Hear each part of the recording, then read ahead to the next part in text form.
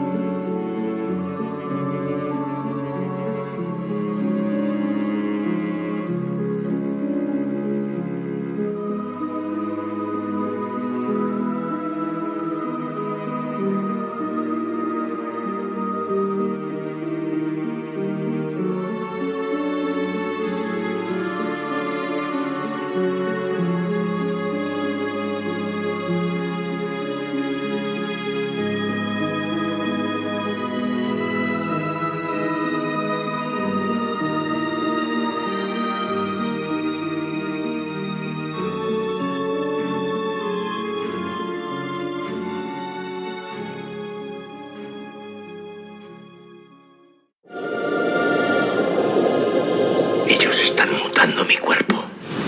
Nos observan. ¿Quién? ¿Los habitantes de Marte? Intentan comunicarse. TVSA, la televisión y las multinacionales. Dos poderes que están hundiendo a la humanidad. Quieren salvarnos del apocalipsis. Vuestro trabajo en la Tierra ha sido excelente.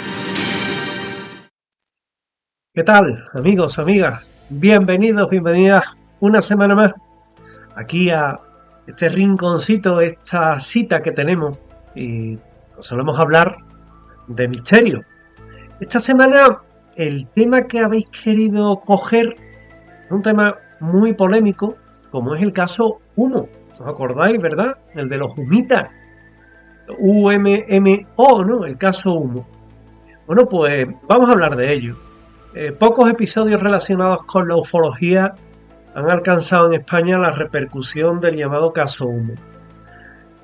Una historia que durante décadas alimentó la imaginación de miles de personas mediante cartas, fotografías, supuestos avistamientos y testimonios que parecían demostrar la existencia de una civilización extraterrestre. Lo que comenzó como un fenómeno que despertó la curiosidad de los investigadores y de los periodistas terminó convirtiéndose en uno de los mayores enigmas de la cultura popular española, incluso después de que su principal impulsor confesara haber creado toda la historia. Aún así, el caso generaba dudas por las repercusiones, por las ramificaciones, y continúa generando debates acalorados sobre la credulidad, la influencia de los medios de comunicación y la fascinación que se tiene sobre el tema de si estamos solos en el universo o no, si hay vida extraterrestre. Sobre el caso Humo hablamos. La primera pregunta, María Fernández López, periodista, 42 años, de Madrid, que dice: después de tantos años, ¿cómo es posible que el caso Humo sigue despertando interés si se confesó públicamente que había sido un fraude? Bueno, el interés por el caso Humo no depende únicamente de si la historia fue verdadera o es falsa, sino del enorme impacto cultural que durante varias décadas tuvo. En los años 60 y 70, las cartas atribuidas a los supuestos habitantes del planeta Humo llegaron a personas muy influyentes dentro de la ufología española, y eso favoreció que el fenómeno creciera rápidamente y fuera tratado en revistas, en programas de radio, en programas de televisión. Otro aspecto importante es que la documentación generada fue extraordinariamente extensa. Las cartas describían una sociedad extraterrestre con un elevado nivel tecnológico, explicaban su organización social e incluso desarrollaban teorías sobre física, sobre biología, sobre religión. Esa gran cantidad de información hizo que muchos aficionados dedicaran años a estudiarla como si se tratara de un archivo científico auténtico. Y mucho después de que José Luis Jordán Peña reconociera haber ideado el montaje, una cosa es si lo hizo solo, si no lo hizo solo, si lo hizo por ego y se atribuyó una cosa que él no había creado. Hay muchas hipótesis que plantean cosas. Bueno, pues muchos años después de confesar a este montaje, continuó existiendo personas convencidas de que la confesión no explicaba esos acontecimientos. Era una mezcla de documentación, de resistencia a aceptar la explicación y de que ha permitido todo ello ser objeto de documentales, de libros, de debate, un tema muy interesante desde un punto de vista sociológico. Carlos Medina Ruiz, profesor de Historia, 55 años, de Sevilla. ¿Qué factores sociales favorecieron que tantas personas aceptaran como auténticas las comunicaciones de humo? Bueno, humo, que debería decirse. El contexto histórico desempeña un papel fundamental, porque durante los años 60 existía un enorme interés internacional por la exploración espacial, por la conquista de la Luna, de Marte, y mientras que los avistamientos ovnis ocupaban con frecuencia titulares, en numerosos países parecía que se quería ir a más. Y en ese ambiente hacía que muchas personas contemplaran con cierta naturalidad la posibilidad de recibir noticias de otras civilizaciones. En España existían grupos dedicados al estudio de fenómenos extraterrestres, de reuniones celebradas por asociaciones y tertulias especializadas en intercambiar información y analizar una nueva carta, una nueva fotografía, con un enorme entusiasmo. Yo tengo una carta humita que me dieron, no me dieron los humitas, me la dio un amigo que recibió algunas cartas, un ufólogo sevillano, y me regaló una, y ahí la tengo como oro en paño, ¿no? Entonces, la escasez de herramientas para verificar la autenticidad de los documentos facilitaba que muchos lo consideraran plausible. Además, la difusión en medios de comunicación contribuyó a aumentar la repercusión del fenómeno. Cada nueva noticia alimentaba a la siguiente y se creaba una sensación de continuidad que reforzaba la credibilidad entre quienes ya estaban interesados en la ufología y quienes, le decían, es que hay cartas de marcianos, como por aquella época se decía, ¿no? También muy importante, aparte de José Luis Jordán Peña en todo esto, Fernando Sesma, otro ufólogo que antes había escrito un relato de un contacto de un supuesto ser extraterrestre que se llamaba Saliano y que pudo haber sido el caldo de cultivo o algo más. Bueno, el caso es que terminó convirtiéndose en un fenómeno social mucho más amplio que una simple colección de cartas. Lucía Ortega, psicóloga de 36 años de Valencia, ¿puede el caso Humo servir para comprender mejor por qué algunas personas creen en historias extraordinarias? Sí. El caso muestra cómo las personas suelen otorgar mayor credibilidad a una información cuando presenta numerosos detalles técnicos o aparente estar de fuentes especializadas, ¿no? Las comunicaciones humitas utilizaban un lenguaje complejo, ofrecían descripciones muy elaboradas, transmitía rigor científico, ¿no? Y además un rigor muy avanzado, aunque conocido, Había que indagar en la época, no era como hoy, que a ti te ponen un coche que es conducido por la IA y te metes y lo encuentras. Por aquel entonces no, por aquel entonces cualquier cosa era un mundo, era buscar en periódicos, escribir a uno, a otro, esperar respuestas, aquello era un mundo, ¿no? Y también influye en todo esto el deseo humano de encontrar respuestas a cuestiones desconocidas.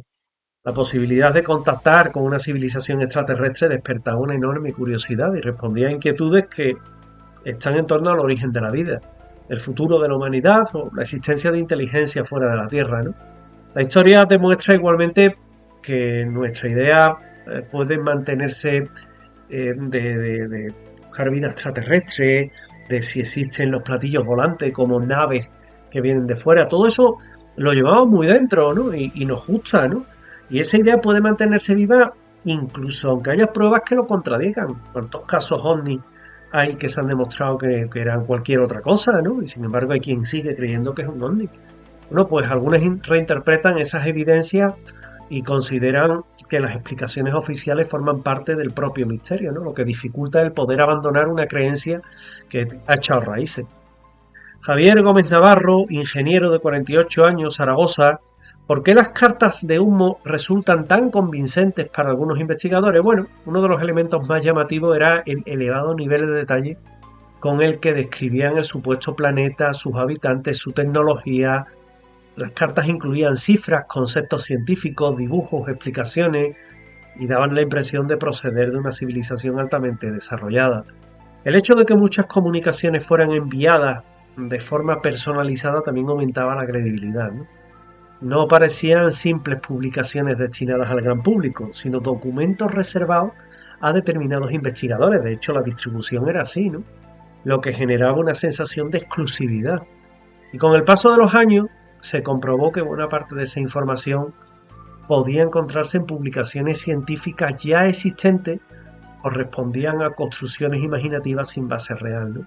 Sin embargo, en el momento de su difusión muchas personas carecían de medios para poder contrastar los datos con facilidad y eso hacía que fuera tremendamente complicado el poder verificar las cartas que te estaban llegando.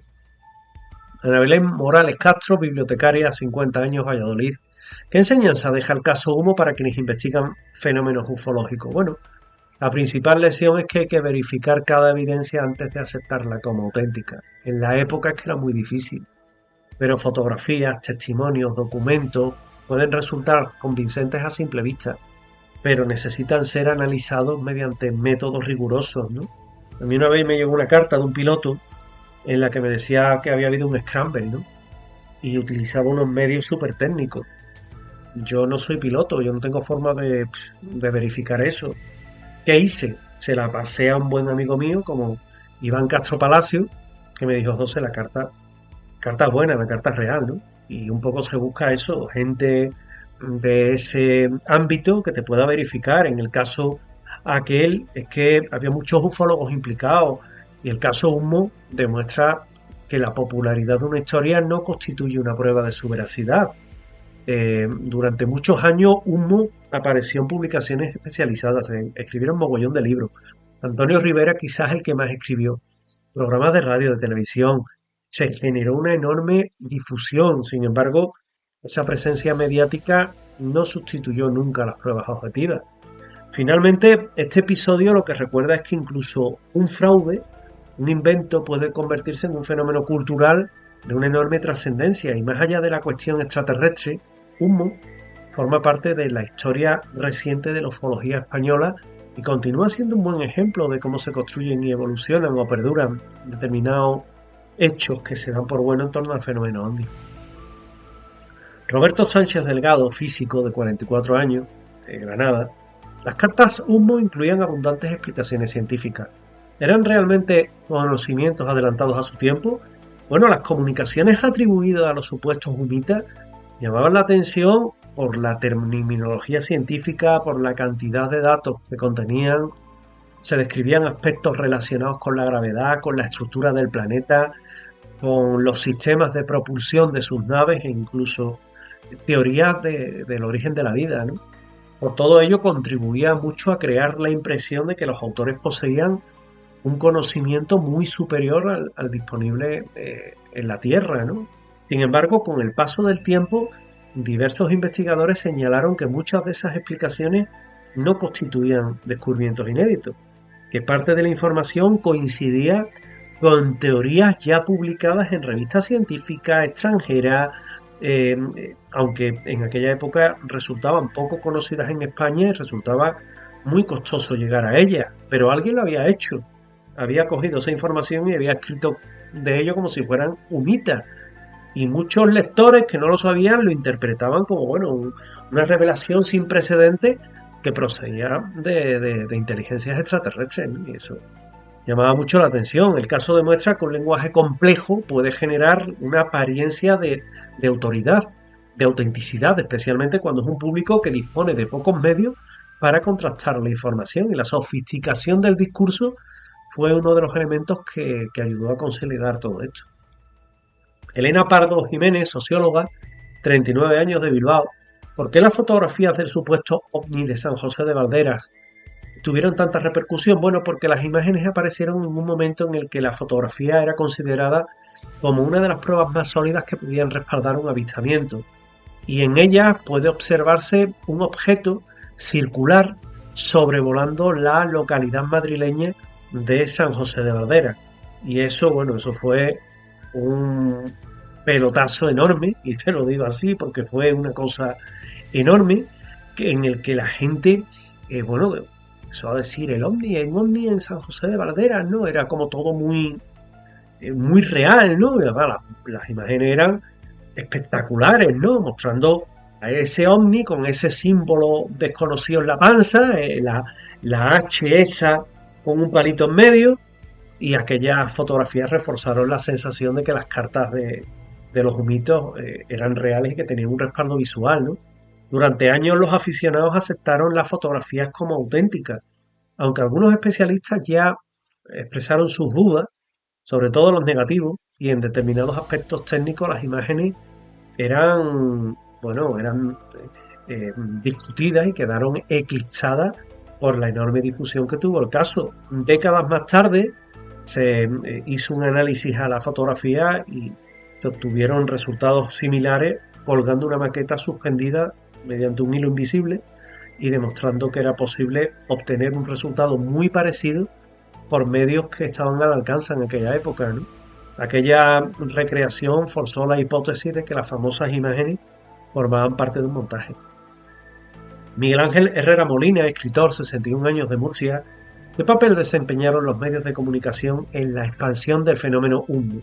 Bueno, los medios fueron fundamentales para convertir una serie de cartas dirigidas a un reducido grupo de personas en un fenómeno que se popularizó y que pasó a conocer miles, cientos de miles de personas, ¿no? Porque revistas especializadas, periódicos, programas de radio, espacios televisivos dedicados al misterio difundieron continuamente informaciones relacionadas con el caso UMMO, ¿no? Y despertaron muchísimo interés y mucha curiosidad.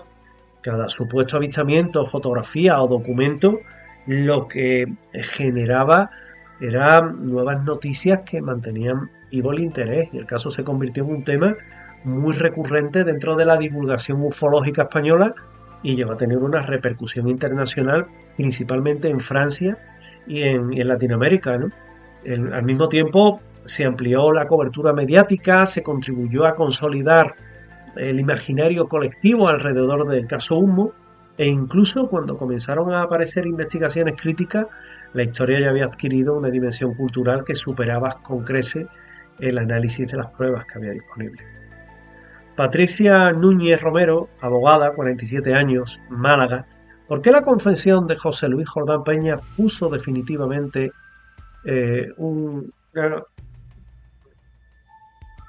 Está mal planteada la pregunta, la reformulo yo, ¿no? Creo que quieres decir, ¿por qué la confesión de José Luis Jordán Peña no puso fin definitivamente al caso? Creo que es eso. Bueno, pues cuando José Luis Jordán Peña reconoció haber ideado este experimento sociológico, según él, muchas personas aceptaron el caso UMMO como un fraude. Y sin embargo, otros aficionados consideraron que aquella confesión dejaba demasiados interrogantes abiertos y que resultaba difícil de explicar por una sola persona con la enorme documentación que se había puesto de manifiesto, ¿no? con todo aquello, ¿no? Entonces, ello creó un abrir de ojos que para muchos resultó suficiente, pero para otros no, porque para otros decía que es imposible que este hombre haya escrito todas las cartas con ese material técnico y demás, ¿no?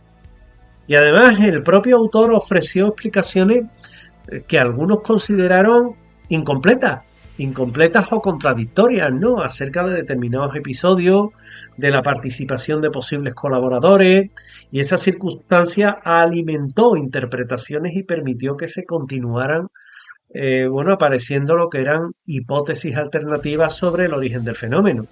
Con el paso del tiempo surgieron incluso grupos que siguieron defendiendo la autenticidad de los contactos UMMItas pese a las evidencias presentadas, ¿no? Y eso demuestra que las creencias que ya han hecho raíces y durante muchos años pues pueden sobrevivir incluso más tiempo y mucho más,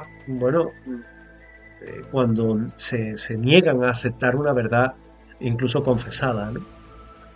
David Romero Castillo, que dice, más allá de la ufología, hay una reflexión filosófica sobre el caso UMMO. Bueno, invita sobre la manera en la que los seres humanos construyen lo que son sus creencias y el peso de un contexto social, de una autoridad, de las expectativas personales a la hora de aceptar determinadas afirmaciones, ¿no?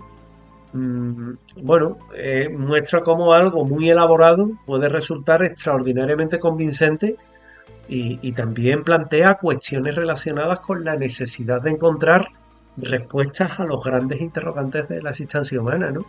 La posibilidad de establecer contactos con una civilización extraterrestre respondía a inquietudes profundas sobre el lugar, ¿no? Que se ocupa la humanidad en el universo o la posibilidad de que existan formas de inteligencia más avanzadas. Y finalmente el caso Humo lo que recuerda es que hay que ser también crítico, ¿no?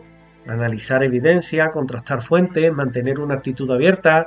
Esto hoy tendría menos recorrido, porque hoy todo se puede verificar y contrastar con más rapidez, pero en aquel tiempo, y este es un pliego de descarga, era muy complicado. Sonia Castillo Pérez, ama de casa, 41 años, A Coruña, ¿por qué el caso Humo ha trascendido el ámbito de la ufología a ser fenómeno cultural? Bueno, porque dejó de ser una historia de supuestos visitantes extraterrestres a ser el reflejo de una época marcada por la curiosidad científica y el interés por lo desconocido. Durante décadas el fenómeno estuvo presente en conversaciones, en publicaciones, en programas, y eso hizo que trascendiera, ¿no? Y que fuera más allá del círculo de la investigación OVNI. Además había mucha documentación generada que permitió que el caso pudiera analizarse desde diferentes perspectivas. Historiadores, periodistas, sociólogos que han encontrado en el caso Humo un ejemplo de cómo puede construirse un relato capaz de influir en miles de personas, ¿no? Y su permanencia demuestra que determinadas historias sobreviven porque representan algo más que lo que se narra. Y Humo simbolizaba la fascinación por el misterio y por, bueno, la fascinación por los extraterrestres, ¿no? Y la facilidad también con la que la sociedad de la época quería creer. Eso es importante.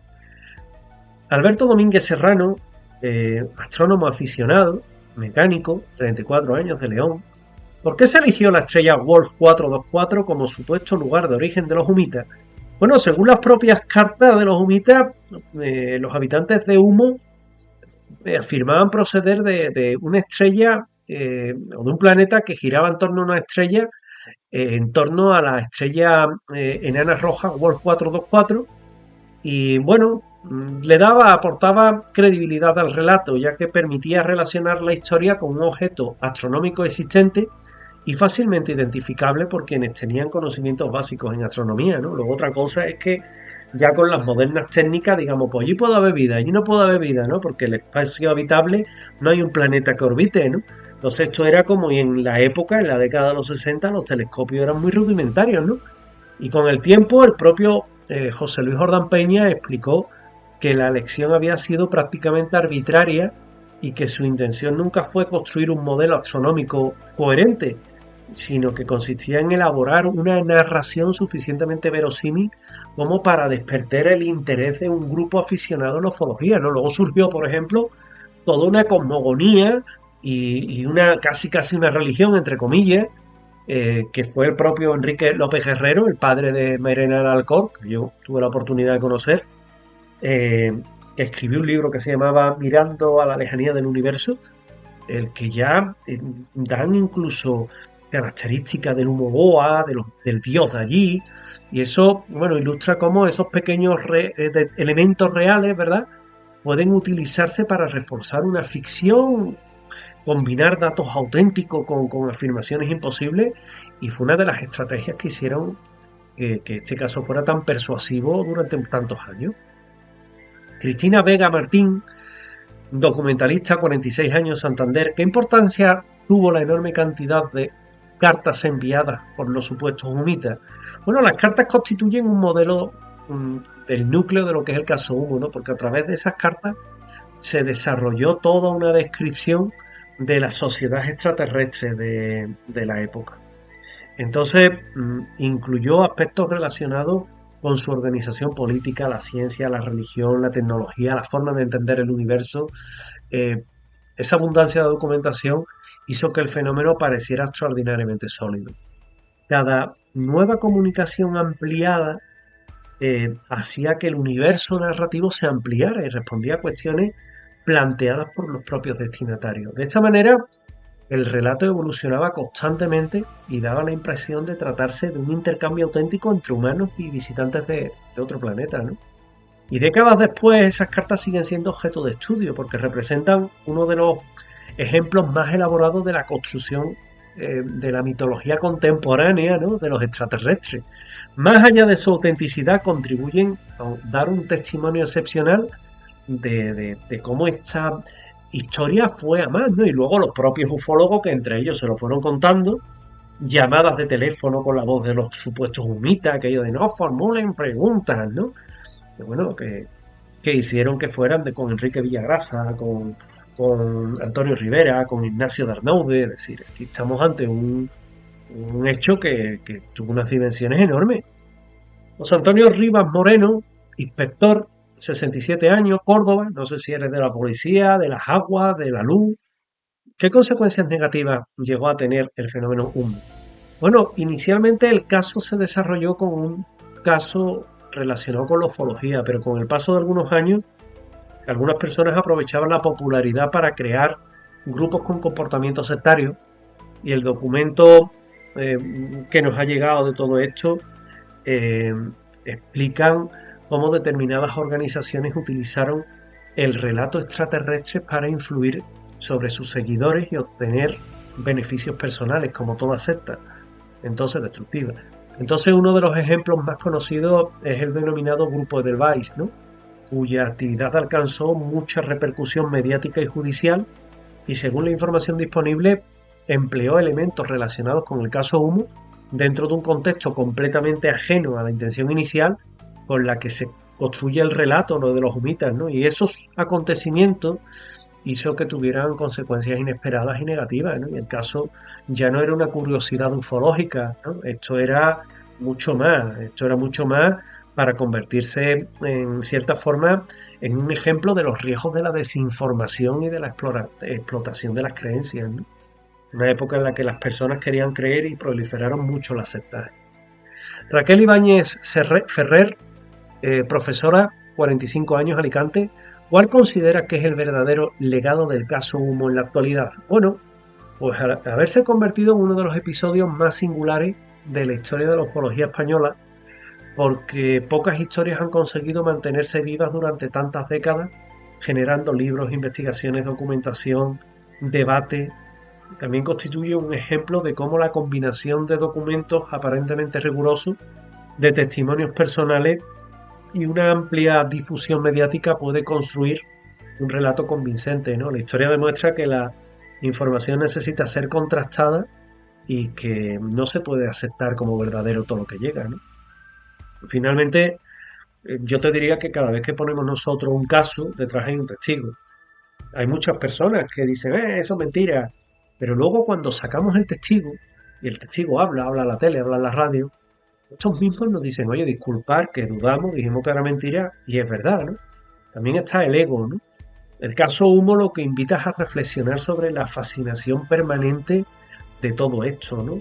Y cómo los investigadores también, entre ellos, les dieron más verosimilitud, porque entre ellos hablaban, se carteaban, hablaban por teléfono, y acabaron dando la verosimilitud a esos visitantes extraterrestres, ocupando un lugar destacado en lo que es la historia del caso Humo, ¿no? Para mí es uno de los casos más llamativos que hay dentro de este tema. Y fíjate que se reunían en el Café León, próximo a la Plaza de las Cibeles, en una tertulia que se llamaba La Ballena Alegre, en la que ellos iban hablando de todo esto, ¿no? Y en los que ellos iban intercambiando todo lo que eran este tipo de cosas que le iban llegando, ¿no? Fíjate que incluso llegó a decirse en la época que en aquellas tertulias llegó a haber humitas camuflados, ¿no? Los Oemi, que los Oemi eran los hombres de humo, ¿no? Y bueno, hablaron sobre su planeta, sobre las naves especiales, el mensaje, sobre el origen, sobre su dios, y eso hizo que fuera muy llamativo todo, ¿no? Entonces hubo muchos ufólogos españoles que hablaron y trataron el tema Humo, y bueno, José Luis Jordán Peña, fíjate que llegó a ser vicepresidente de la Sociedad Española de Parapsicología, y sin embargo a él se le atribuye todo esto, ¿no? Entonces, el caso Humo continúa siendo una referencia imprescindible para comprender lo que era la ufología de la época, la credulidad de las personas, la enorme ganas de entender y de comprender, la dificultad de verificar las narraciones que llegaban y cómo Unas cartas, fotografías, ciertas llamadas de teléfono daban la pátina de credibilidad a todo ello. Más allá de la controversia sobre su autenticidad, para mí esto fue un montaje, esta historia constituye un valioso ejemplo de cómo se construyen todo lo que son estos mitos modernos, ¿no? Y de la importancia que hay en pararnos a pensar, ¿no? Precisamente por ello, el caso sigue despertando el interés de historiadores, de periodistas, de sociólogos, de aficionados al fenómeno ovni y a consolidarse como uno de los relatos más influyentes y estudiados de la cultura popular del siglo XX en España. Espero que os haya gustado, a mí me ha encantado y nos vemos la próxima semana. Plantear preguntas y plantear temas, que aquí se toca. Gracias.